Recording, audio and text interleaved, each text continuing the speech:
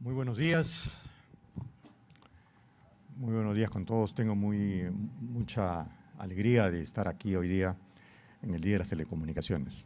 He participado hace décadas en celebrar el Día de las Telecomunicaciones y he estado vinculado con telecomunicaciones hace mucho tiempo. He sido representante del Ministerio de Transportes y Comunicaciones, en directorio de empresas públicas, cuando existía Entel Perú, Compañía Peruana de Teléfonos. Así es que estoy muy vinculado con el área de telecomunicaciones. Vamos a hablar hoy día de satélites. En realidad, la parte del último satélite, del próximo satélite, es una parte corta porque todavía estamos trabajando en el satélite, pero vamos a recordar un poco la historia de los satélites. Aunque es poco conocido, se ha dado poca divulgación al hecho de que el Perú ingresó el día 21 de noviembre del año 2013 a la era espacial, con 2 satélites lanzados por la Pontificia Universidad Católica del Perú y que además fueron construidos íntegramente y probados íntegramente en el campus de la universidad. De ahí salieron a ser lanzados. Salieron a Roma, donde fueron integrados en una lanzadera italiana y finalmente colocados en un cohete ruso que lo puso en órbita a 630 kilómetros de altura. Los satélites están en órbita, siguen en órbita, tienen para buen rato, los rastreamos permanentemente, sabemos dónde están en todo momento. Y sobre todo lo interesante es que no solamente han sido los 2 primeros satélites peruanos, sino los 2 únicos satélites peruanos. Otros satélites han sido lanzados con denominación de otros países, mas no con denominación del Perú. Los dos únicos satélites lanzados con denominación del Perú, inscritos en la Agencia Espacial del Perú, en CONIDA, y que salieron de acá, son los satélites de la PUC. Y además los 2 únicos que están en órbita también en estos momentos. Pronto se unirá a estos satélites un gran proyecto peruano, que es el satélite del Estado peruano, que creo que es un enorme paso, un magnífico paso, en el sentido de ir ocupando el espacio como frontera, no solamente para obtener resultados sobre el país, que repercuten en la economía del país, sino también como una frontera tecnológica, una frontera de la ciencia, que es fundamental el país. El país sin ciencia y tecnología no va a poder sobrevivir, no va a poder hacer lo que tiene que hacer. Y estamos permanentemente olvidando el tema de ciencia y tecnología.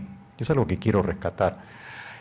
Tenemos ahora un muy buen esfuerzo desde el CONCITEC por cambiar esta situación, pero hace falta, la verdad, muchísimo más para que salgamos de esta posición en que estamos de dependencia conceptual, intelectual y de investigación a una posición de liderazgo. ¿Dónde está la presentación? Que no la veo. Vamos a tener que ir rápido. Tengo en realidad más vistas de las que tengo tiempo. Media hora es poco tiempo, pero vamos a ir rápido. La siguiente, por favor. Voy a ir tratando de que pasemos las vistas lo más rápido posible. La siguiente. Ahí nomás. Los esfuerzos por hacer un satélite en el Perú empezaron en el año 1967 con ese proyecto en ustedes. El proyecto ASCEND, que luego se tradujo en un satélite para el Perú. Trabajamos muy de cerca con la entonces Dirección General de Comunicaciones del Ministerio de Transportes y Comunicaciones durante 5 años, tratando en las reuniones de CITEL avanzar con un satélite dedicado a teleeducación y a comunicaciones. Un satélite sincrónico, y esto ocurrió desde el año 1970 hasta el año 1975. Después los proyectos en CITEL se convirtieron en el proyecto Cóndor y ahí quedó, no se avanzó más Hoy día recién retomamos con un satélite de observación la posición del Perú en el área satelital. La siguiente. El esfuerzo después continuó en el Radio Club Peruano. El grupo de radioaficionados de Radio Club Peruano construyó esta antena y utilizó la luna como reflector pasivo. Y fueron las siguientes comunicaciones satelitales, con un reflector pasivo, natural, como la luna.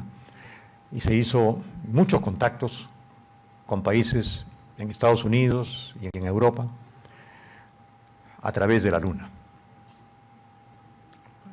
Método aparentemente arcaico, pero relativamente moderno a partir de la Segunda Guerra Mundial, pero que tuvo un efecto importante en colocar al Perú en una posición única como uno de los primeros países, después de un esfuerzo en la Argentina, en hacer comunicaciones utilizando el satélite natural de la Tierra para ello. La siguiente. Esto fue publicado en diferentes revistas. La siguiente.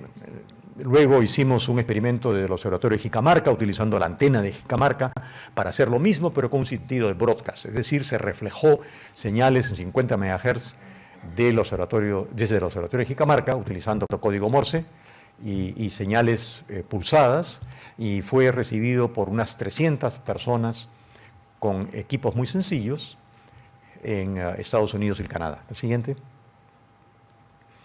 En el año 1990 propusimos, en una conferencia de prensa, construir un pequeño satélite para radioaficionados. Esto no se llevó a cabo y recién lo pudimos realizar en el año 2013.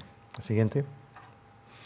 Caretas, en su número 2000, en el año 2007, sacó un artículo sobre el futuro en el espacio y nos hizo una entrevista y sacó un artículo que en ese momento, en el año 2007, no habíamos empezado nuestro proyecto satelital, que empezó en el año 2010, y por lo tanto eran conjeturas, eran proyectos. Sin embargo, es interesante, Caretas nunca regresó a este artículo para decir que habían acertado, porque en la entrevista que nos hicieron dijimos dos cosas. Una, que íbamos a hacer un pequeño satélite que iba a ser utilizado, en la segunda parte, que iba a ser utilizado para hacer predicción de sismos. Bueno, resultó que después hicimos las dos cosas por separado. Hicimos un pequeño satélite que pusimos en órbita y además empezamos un proyecto de predicción de sismos. Y al final me voy a referir a él porque es un caso que, si bien es cierto, no se hizo a través del satélite, se hizo con estaciones de tierra. Hoy día tenemos una red de 10 magnetómetros en todo el país, bueno, en parte del país, no es todo el país con 10, con los cuales estamos haciendo predicciones de sismos, especialmente en el área de Lima. Estamos bastante convencidos de que el día que venga un sismo grande como el que se espera, el Instituto Geofísico del Perú dice un 8.8, estamos seguros que lo vamos a ver con 15 días de anticipación. La siguiente. Esto fue lo que dijo Caretas con el proyecto nuestro. La siguiente. Y dijo además que se iba a lanzar desde Rusia o desde Estados Unidos.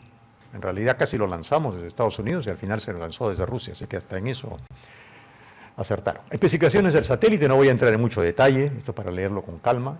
La construcción del satélite se empezó en el año 2010 con prototipos hechos a mano, con bastante esfuerzo, un grupo pequeño de alumnos en ese momento. Hoy día son todos graduados, ingenieros y siguen trabajando en el instituto. Pero en ese momento eran todos alumnos que habían llevado cursos conmigo, que se entusiasmaron por el proyecto y se unieron con gran entusiasmo formando un equipo extraordinario que empezó a hacer el satélite con mucho empeño. La siguiente. El satélite quedó concluido. Bueno, concluido parecía porque en realidad el gran salto viene, la gran dificultad viene no en hacerlo, sino en probarlo. Es como si nos pusiéramos de acuerdo de quién hace el mejor ceviche en el Perú, pero para que sea su ceviche, él tiene que darle el toque, él tiene que decir, se sirve ya, ¿verdad? Hay que probarlo. Entonces, sin prueba, no hay pertenencia, no hay paternidad.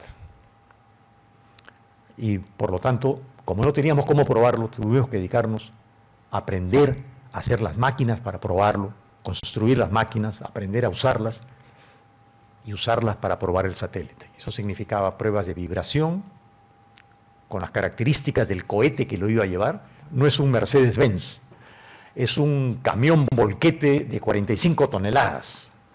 Así se mueve. Es un cohete diseñado como proyectil balístico para llevar bombas atómicas, aquellas que amenazaban a toda la humanidad durante la Guerra Fría. Hasta que felizmente Estados Unidos y la ex Unión Soviética se pusieron de acuerdo para desmantelar estos cohetes. Y los Minuteman americanos y los Dnieper rusos, en realidad resultaron ser ucranianos, estos cohetes fueron desmantelados como portadores de bombas atómicas y fueron dedicados a lanzar satélites para observación, para experimentación, para ciencia y de manera comercial también. Gran cambio. Pero son cohetes rudos, son cohetes que los satélites necesitan ser probados. Por ejemplo, nuestras características de prueba eran muy exigentes. Aceleraciones hasta 10G, desplazamientos de 1 centímetro, frecuencias aleatorias de ruido rosado desde 2 Hz hasta 2.5 kHz. La siguiente. Nos empeñamos en poner al Perú en el mapa mundial de los que hacen satélites y así lo pusimos en el año 2009, en una conferencia que fuimos, y en el 2011, esta fotografía es del año 2011, y efectivamente cumplimos en poner al Perú en el mapa mundial. La siguiente. Encontramos que la universidad tenía acceso a la marca Perú, y como había esta promoción de Prom Perú, la marca Perú que iba a un lugar en Estados Unidos y a otro lugar en Italia, entonces dijimos, si este satélite va a pasar por todos los países de la Tierra, pues pongamos la marca Perú en el satélite, y así lo hicimos. Y pusimos la marca Perú en todas nuestras tarjetas impresas, en todo lo que hicimos, y hasta ahora sigue la marca Perú dando vueltas por todo el mundo. La siguiente. Hicimos un cuarto limpio, aprendimos a trabajar con reglas estrictas de higiene y sobre todo de partículas. La siguiente. Empezamos a construir los circuitos impresos muy pequeños. Trabajo pequeño necesita monitores grandes. La siguiente. Empezamos a soldar los componentes pacientemente a mano, uno por uno. La siguiente. La siguiente. A montarlos con un microscopio estéreo. La siguiente. Esta es una de las tarjetas importantes, lo que se llama la tarjeta de cargas útiles. Es la tarjeta que maneja todos los sistemas del satélite para mandarlos a tierra a través del sistema de comunicaciones digitales. La siguiente. El satélite terminado. Lo más importante de este satélite es que hicimos algo por primera vez. Un satélite de este tamaño nunca había lanzado desde su interior otro satélite. Y ese fue uno de los objetivos importantes. El satélite abrió su tapa 15 días después del lanzamiento y puesta en órbita, abrió la tapa superior y abrió una lanzadera. Esa lanzadera había sido pacientemente diseñada para que pudiera abrazar al satélite, que tenía que ir suelto, no podía ir entornillado, como se hace con todas las piezas dentro de un satélite, sino que tenía que ir suelto para poder ser liberado mediante resortes. Y esto ocurrió el día 6 de diciembre del año 2013. Y lanzamos el segundo satélite, el llamado Pocket Puck, por un compromiso que teníamos en realidad con una persona a quien nosotros le habíamos dado el nombre para su satélite. Y lo llamó Pocket Cube. Y ese nombre se lo dimos nosotros. Hicimos el compromiso de que nosotros íbamos a lanzar el primero. No pudimos hacerlo porque la geometría de ese satélite pequeñito no cabía dentro del nuestro. No dejaba espacio para el resto de sistemas. Y por lo tanto, en realidad, le cambiamos el tamaño. Y por eso le cambiamos el nombre, mantuvimos el nombre de Pocket en honor a ese nombre que nosotros le habíamos dado. Y esas coincidencias del destino, él hizo el Pocket Cube y se lanzó desde el mismo cohete en la misma lanzadera que nosotros, la lanzadera italiana, y salieron al espacio tanto el estándar de él como el estándar nuestro. La única diferencia fue que el de él pesaba 140 gramos y el nuestro pesó 97 gramos. Con lo cual, una semana después, nos dimos con la grata sorpresa que la BBC de Londres había investigado internacionalmente y había descubierto que el satélite Pocket de la Pontificia Universidad Católica del Perú era, y hasta ahora sigue siendo, el satélite más pequeño que jamás se ha puesto en órbita en la Tierra. Es decir, mantenemos el récord mundial hasta ahora. Puede ser que sea en cualquier momento batido ese récord, pero hasta el momento el Perú tiene el récord del satélite más pequeño que se ha puesto en órbita en la Tierra. Ese fue uno de los grandes logros de este primer lanzamiento. Siguiente. Algunas vistas, el siguiente, las vistas del satélite de bolsillo, la siguiente, y literalmente cabe en el bolsillo de la camisa. Mide 8 centímetros más o menos por 4.6 y por casi 1 centímetro de espesor. Es muy simple, tiene solamente 3 medidores de temperatura, transmite en UHF, código Morse. Solamente código Morse porque tiene mejor capacidad de ser detectado. Y transmite repetitivamente el indicativo del lanzamiento OA0 PUCP. El satélite grande transmite OA4 PUCP. Las siglas fueron otorgadas por el Ministerio de Transportes y Comunicaciones con gran agilidad y estamos muy agradecidos por eso, dándose el nombre de las siglas de la universidad, aunque las licencias fueron personales, como dice el reglamento, una licencia mía como radioaficionado y una licencia de uno de los colaboradores que trabaja conmigo, radioaficionado también. La siguiente. Ahí tenemos el satélite pequeño. Una batería de iPhone lo impulsa, tiene solamente un panel solar, todo el sistema de manejo de carga de baterías con una celda que da un voltaje muy por menor de lo que se necesita y tiene convertidores de DC a DC. Todo eso fue diseñado por un alumno que hizo su tesis sobre ese tema. La siguiente. Ahí tenemos el satélite con la tapa abierta, como está ahora está volando con la tapa abierta, la tapa se quedó abierta. Y esto nos ayuda a deorbitar el satélite. Hay un requisito de UIT y de YARU de que los satélites lanzados experimentales en órbita baja deben de orbitar en menos de 26 años para no incrementar la chatarra espacial. El nuestro cumple ampliamente con esto. Tiene una vida, uno de ellos de 11 años y el otro de 15 años. Es decir, la suma de los dos recién llega a 26 años. Hemos cumplido con este requisito, pero nuestro satélite va a estar en órbita por lo menos por 10 años más. La siguiente. La máquina de vibración que tuvimos que construir para probar el satélite. La siguiente. La cámara ambiental. Construimos una cámara de acero inoxidable para probar el satélite en condiciones térmicas y de vacío como se requiere. La siguiente. El satélite casi terminado, esa es la forma como quedó el satélite en la pared del lado izquierdo.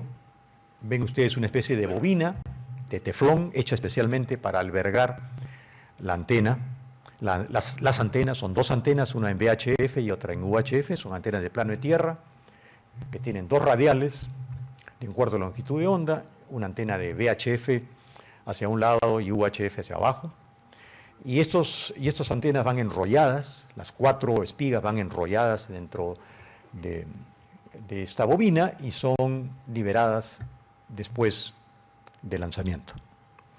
Hay todo un protocolo, no voy a entrar en muchos detalles, hay un protocolo para que estas cosas no funcionen mientras están en subido debido al peligro de las curvas de Paschen que hacen que los equipos electrónicos tengan que ser protegidos sin energía mientras están en proceso de ascenso. Y luego está ahora con las antenas desplegadas y con la tapa abierta. La siguiente. Tuvimos la grata visita del entonces viceministro de Comunicaciones y del ingeniero Luis Montes, que nos hicieron una agradable visita. El ingeniero, ¿cómo se llama? Muñoz, me parece, también estuvo de visita. Y bueno, fue el único reconocimiento oficial que hemos tenido por el lanzamiento del primer satélite peruano. Si no hubiera sido por el viceministerio, está el nuevo viceministro presente, así es que al nuevo viceministro le agradezco el saludo, la visita especial que nos hizo el viceministerio de Comunicaciones en reconocimiento al primer satélite peruano. La siguiente. Las pruebas de vacío y de gasificación que se hicieron en el laboratorio de física de la universidad. Nosotros no teníamos una cámara de alto vacío como esta. La siguiente. Lo que certifica que el satélite es peruano salió de aquí, es la playa de estacionamiento del área de letras de la universidad. De ahí partió el satélite llevado en mi maletín de mano, en mi carrión, arrastrado desde aquí hasta Roma, y contando con la enorme colaboración de la Cancillería del Perú, que logró que tanto en el aeropuerto Jorge Chávez como en el aeropuerto de Ámsterdam, donde hicimos escala, y en el aeropuerto de Roma, el satélite fuera inspeccionado por afuera de la caja transparente, ya que estaba en una caja que venía de la cámara de degasificación y no podía ser abierto, y que tampoco fuera pasado por la máquina rayos X, como si fuera valija diplomática. Y esto fue un gran apoyo que recibimos de la Cancillería, y agradecemos mucho también este aporte, sensibilizados con el hecho de que se trataba del primer satélite peruano. La siguiente. En Roma pasamos por los estricta evaluación para ser colocado en la lanzadera. La siguiente. La siguiente. Ahí está siendo colocada en la medida primero y colocada luego en la lanzadera que está al lado izquierdo. La siguiente. La siguiente. La siguiente. Y luego llevada a Jasny, donde fue colocada en el cono del portador del Dnieper, más o menos unos 10 días antes del lanzamiento. La siguiente. Este fue el logotipo del lanzamiento del primer satélite peruano. La siguiente. Y uno de nuestros colaboradores, un exalumno que trabajó con nosotros, ahora acaba de terminar su maestría en Milán, en Italia. Él se fue desde Italia hasta Jasny por su cuenta para ser el único testigo peruano de lanzamiento. Se acercó lo más que pudo a la zona de lanzamiento, ya que era una base militar, así que no pudo acercarse mucho, pero desde donde estaba, desde la ciudad, logró hacer un video y varias fotografías del cohete que vemos ahí llevando al satélite. Desplegó su bandera peruana y muy emotivo, apenas terminó el lanzamiento y consiguió una conexión de Wi-Fi, nos transmitió el video y las fotografías. La siguiente. Mientras tanto, en tierra, todo el grupo del Instituto de Radioastronomía se preparaba para recibir el satélite. La siguiente. empezamos a reconstruir una antena de 8 metros que no se ha terminado. Tuvimos que trabajar con las Yagis. La siguiente.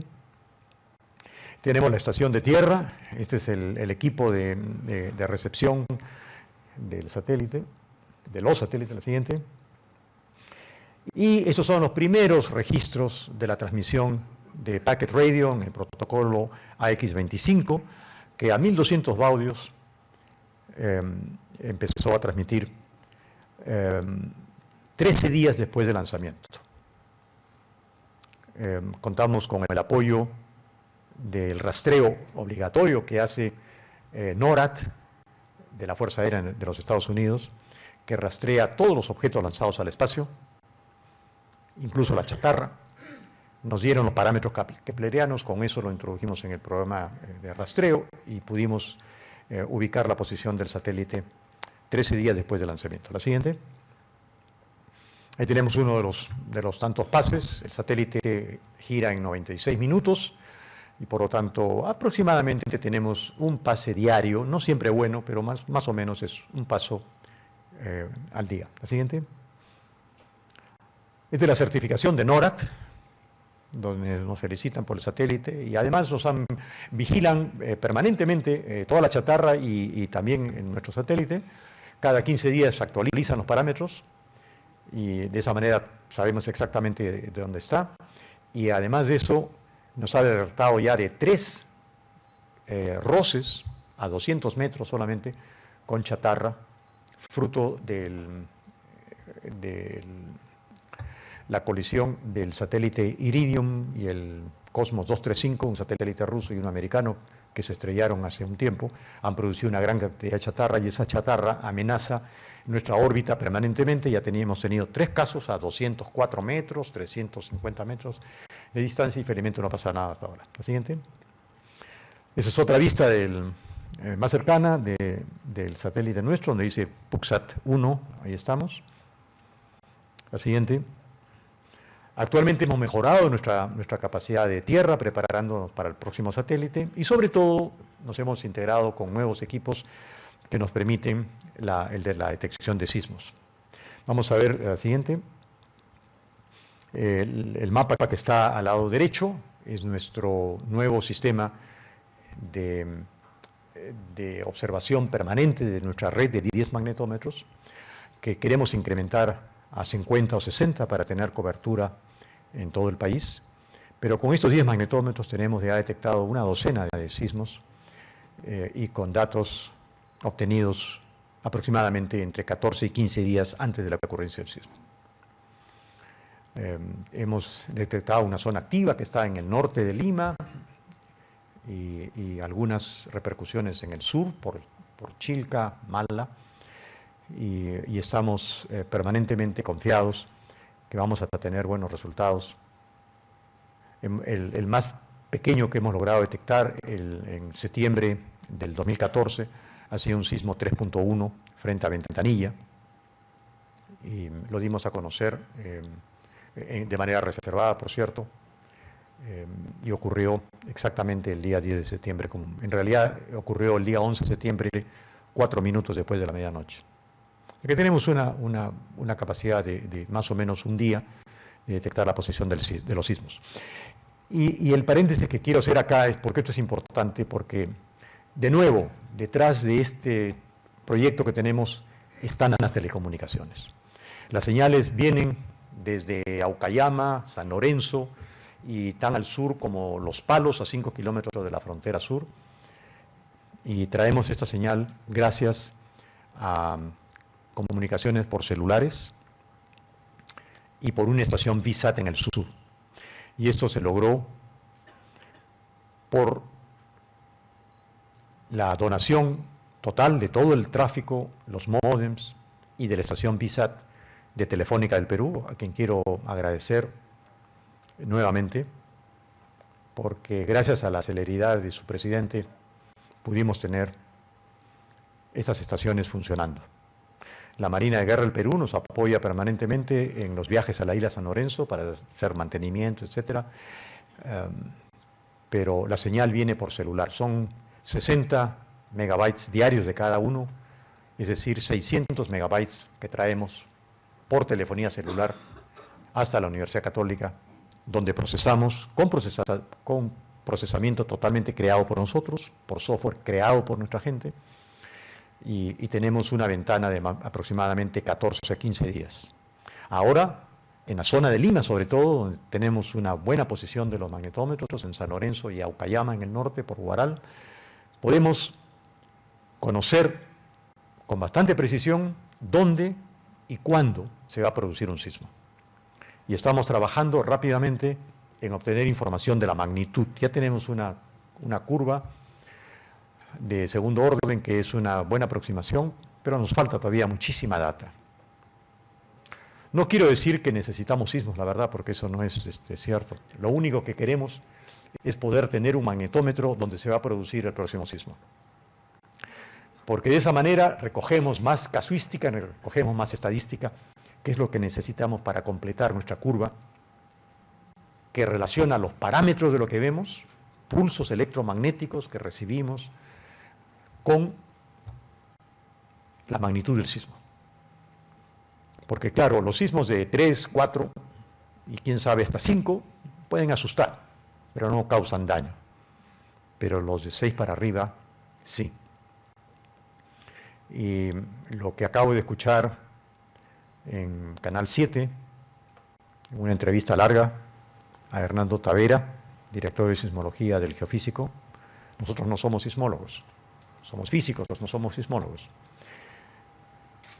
Lo que hemos escuchado es que de una ruptura larga, como por ejemplo la que puede ocurrir entre Huaral y Chilca, puede producir un sismo de 8.8 en Lima. Y tenemos que estar preparados. Ante un sismo no quedan más que 3 cosas. Nos preparamos con anticipación, sin saber cuándo viene el sismo. O además de eso, nos preparamos puntualmente si sabemos, aunque sea con días o semanas de anticipación, cuándo viene el sismo. Pero la verdad es que poco podemos hacer, aparte de ponernos a buen recaudo. La enorme responsabilidad social consiste en proteger a todos aquellos que son más vulnerables y a todos en general, para evitar muertes y para disminuir los heridos. Pero además tenemos que prepararnos para el día siguiente. Tenemos que tomar la píldora del día siguiente. No nos queda otro camino que prepararnos para lo que viene después. Y eso significa telecomunicaciones. No hay nada tan importante como las telecomunicaciones. Y al final voy a concluir con eso. Sigamos rápidamente la siguiente. Damos una, por favor. El PUXA-3 es el siguiente satélite en el cual estamos trabajando. Es un satélite más grande, es un satélite que consume más energía, es un satélite que va a hacer experimentos científicos. Vamos a tratar de tener un radar biestático para hacer mediciones de la ionosfera, el contenido total de la ionosfera, que ayuda en el sentido de sismos. No es un buen predictor de sismos, pero puede ayudar, porque los fenómenos previos a los sismos son fenómenos eléctricos, y eso altera la ionosfera de alguna manera. La siguiente. Pero además estamos preparando algunos otros experimentos, como por ejemplo la posibilidad de un experimento biológico. Estamos haciendo ya tenemos 3 tesistas en construir este laboratorio de microbiología para hacer observaciones de, en realidad, microorganismos vegetales. No son humanos, no son de biología humana, sino son de biología vegetal. La siguiente. Estamos con nuevos procedimientos para mejor construcción del satélite, tanto mecánicamente como electrónicamente. La siguiente. Y algunas ideas sobre el satélite. La siguiente. La vista final de lo que creemos va a ser el próximo satélite, Como verán ustedes, estamos tomando de lo que ya hemos recorrido, el tipo de despliegue de antenas es muy probable que sea igual al que hemos usado en el PUCSAT 1. Paneles solares mucho más extensos, de doble lado, y con esto significa que vamos a tener mucho más energía a bordo. La siguiente. Y mientras exhibimos la relación de nuestros auspiciadores, compromiso que tenemos con todos los auspiciadores que nos han dado sin pedir nada a cambio, apoyo, donación, en especies, en dinero y en servicios. Lo que les quiero decir es que recuerdo hace algún tiempo, en un día de las telecomunicaciones que se celebraba en la Universidad Católica, y había un pequeño debate sobre algo que mencionó un antiguo compañero mío que estuvo vinculado al Ministerio de Transportes y Comunicaciones durante muchísimos años y fallecido, el ingeniero Carlos Romero Sanginés. Y él dijo que lo más importante a futuro era pensar en las telecomunicaciones antes que cualquier cosa. Perdón, dijo antes que muchas cosas. No dijo antes que cualquier cosa, antes que muchas cosas. Y una persona en la audiencia discrepó agriamente con él. Yo intervine para estar de acuerdo con él y decir que no solamente era antes que muchas cosas, sino que debía ser antes que todas las cosas. Y entonces la señora volvió a decir que no podía ser, que primero era la educación y la salud. Y yo le dije, fíjese, hay algunas cosas que son contradictorias, pero le voy a poner un ejemplo de algo que parece contradictorio y que nos sucede a todos los que volamos en un avión. El protocolo de seguridad establece que el personal de la cabina tiene que demostrar los sistemas de seguridad. Y dice, ante una eventual descompresión de la cabina, caerán estas máscaras de oxígeno. Póngase la máscara de oxígeno y respire libremente. Si usted viaja con criaturas, póngase usted la máscara primero y después a la criatura. Y eso parece contradictorio. Creo que ninguna mamá haría eso. Primero tratarían de ponerle la máscara a la criatura. Bueno, la experiencia establece que las criaturas tienen mucho más resistencia a la falta de oxígeno que los mayores. Y si los mayores que viajan con las criaturas se desmayan, después no va a haber nadie quien atienda a la criatura. Por lo tanto, aunque parezca contradictorio, primero es la mamá y después la criatura. Y por eso reforcé esta posición de Carlos Romero, diciendo que primero es las telecomunicaciones, antes que la salud y antes que la educación. Porque si no tenemos telecomunicaciones en los lugares apartados del país, no tenemos ni siquiera cómo diagnosticar lo que sucede ni en educación ni en salud.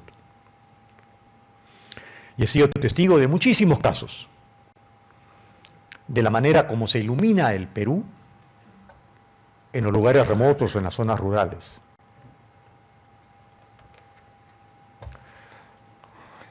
Gracias a Lucho. Y este plan realmente extraordinario. Y he sido testigo cómo la gente de muy escasos recursos adquiere un sentido de proximidad y cómo la gente de estos lugares donde antes no había absolutamente nada. Un pueblo en la sierra de Arequipa, donde no había ni siquiera carretera, ni siquiera trocha, había que llegar en mula. Y el gran salto fue cuando ahora las personas que viven en ese pueblo, a quien yo conozco a varios, se comunican a diario, sin costo, utilizando sistemas como las redes privadas, con tiempo ilimitado. No para hablar en forma ilimitada, sino para hablar todos los días con sus padres, por ejemplo, que están ahí. Ancianos que ya no pueden trabajar la chacra. La mamá que ya no puede ver, pero que todos los días recibe la llamada de sus hijos que están en Lima o en la ciudad de Arequipa. Y realmente lo que hace esto por el país es extraordinario. Ya llegó la luz también, ya hay máquinas de coser, ya hay iluminación, ya hay computación, ya hay conexión con el mundo. Realmente las telecomunicaciones van primero. Muchas gracias, feliz día de las telecomunicaciones para todos.